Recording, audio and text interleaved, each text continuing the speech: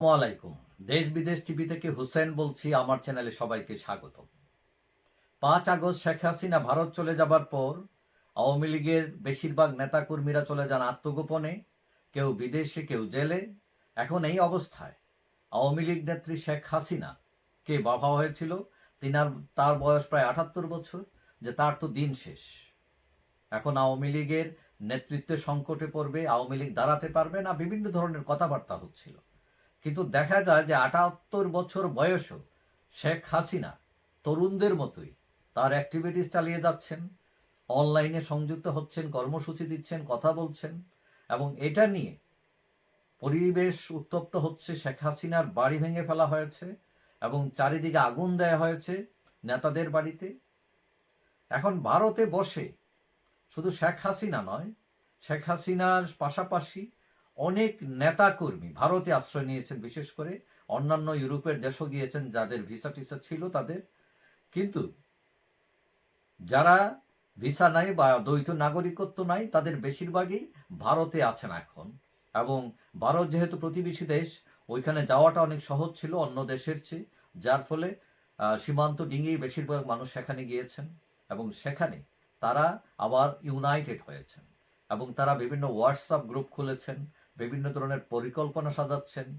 শোনা যাচ্ছে ১,০০০ কোটি টাকা ফান্ড তৈরির চেষ্টা করছেন তারা। এখন তারা অনেকটা প্রবাসী সরকারের ১৯৭১ সালে যেরকম প্রবাসী সরকার হয়েছিল সেরকম একটা প্রবাসী সরকারের মতো করে ভারত সরকারের সহযোগিতা নিয়ে তারা ওইখান থেকে আওয়ামী লীগের কর্মকাণ্ড, প্ল্যানিং সবকিছুই করছে। এবং বাংলাদেশে যারা আটকা পড়েছেন, যারা আত্মগোপনে আছেন, ওইসব নেতাকর্মীরা যাতে মনোবল ঠিক রাখা যায় সেই জন্য তারা বিভিন্ন ধরনের কর্মসূচি, বক্তব্য দিয়ে যাচ্ছেন সোশ্যাল মিডিয়ায়। এবং আওয়ামী লীগ যতই কোণঠাসা হোক, এটা যেহেতু অনেক বড় দল, তার শক্তি আছে পাল্টা আঘাত করা। এবং এটা আমরা আজ দেখলাম যে আজ গাজীপুরে যে প্রাক্তন মন্ত্রী মোজাম্মল হকের বাড়িতে যখন হামলা হলো, পাল্টা হামলা করে ৭ জনকে হাসপাতালে পাঠিয়েছে আওয়ামী লীগের লোকজন। এখন বিবিসির সাথে সাক্ষাৎকারে এই ভারতে থাকা কিছু আওয়ামী লীগের নেতার বলেছেন যে এক ক্যাটাগরি প্রায় ২০০ নেতা এখন ভারতে আছেন। এবং সেখানে বাহাউদ্দিন নাসিম আওয়ামী লীগ নেতা, তিনি বলছেন যে মন্ত্রী, এমপি, আমলা, মেয়র, চেয়ারম্যান, একদম উপজেলা লেভেলের সভাপতি, সাধারণ সম্পাদক সহ অনেক লোক সেখানে আছেন ভারতে। এবং বেশিরভাগই সীমান্ত পাড়ি দিয়ে তারা গিয়েছেন এবং অনেকটা নিরুপায় হয়ে গিয়েছেন। তারা স্বেচ্ছায় আসেননি এবং তারা এসছেন। এবং এই পথ পাড়ি দেওয়াটা অনেক কঠিন ছিল তাদের। এবং এই সামান্য পথ অনেক সময় পাহাড় ডিঙিয়ে যেতে হয়েছে। এবং ভারতীয় সীমান্ত রক্ষীর বাহিনীর ভয় ছিল যে গুলি করতে পারে। এবং তারপরেও তারা অনেক রিস্ক নিয়ে সেখানে গিয়েছেন।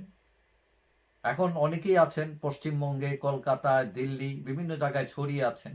তবে পশ্চিমবঙ্গ, কলকাতায় বেশি আছেন নেতারা। তারা হোয়াটসঅ্যাপ গ্রুপ খুলেছেন, মেসেঞ্জারে কথাবার্তা বলেন, গ্রুপ চ্যাট করেন, সোশ্যাল মিডিয়ায় বিভিন্ন অ্যাক্টিভিটিস করছেন।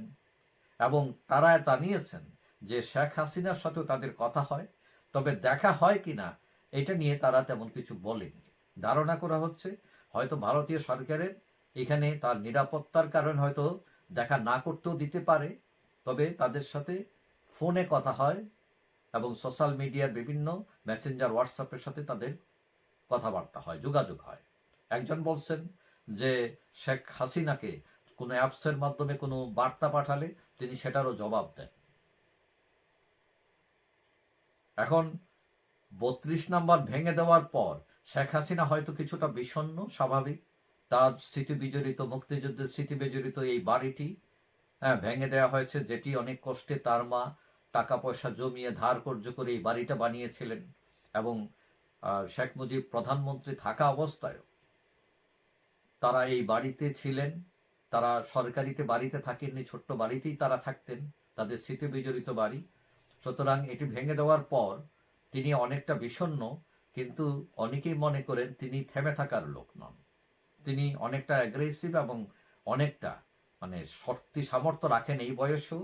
এবং অনেকেই মনে করেন তিনি আবার অ্যাক্টিভ হবেন, তিনি তার কার্যক্রম অব্যাহত রাখবেন, তাকে দমিয়ে রাখা যাবে না। যাই হোক, সবাই ভালো থাকবেন। আশা করি দেখা হবে অন্য কোনো ভিডিওতে ইনশাআল্লাহ।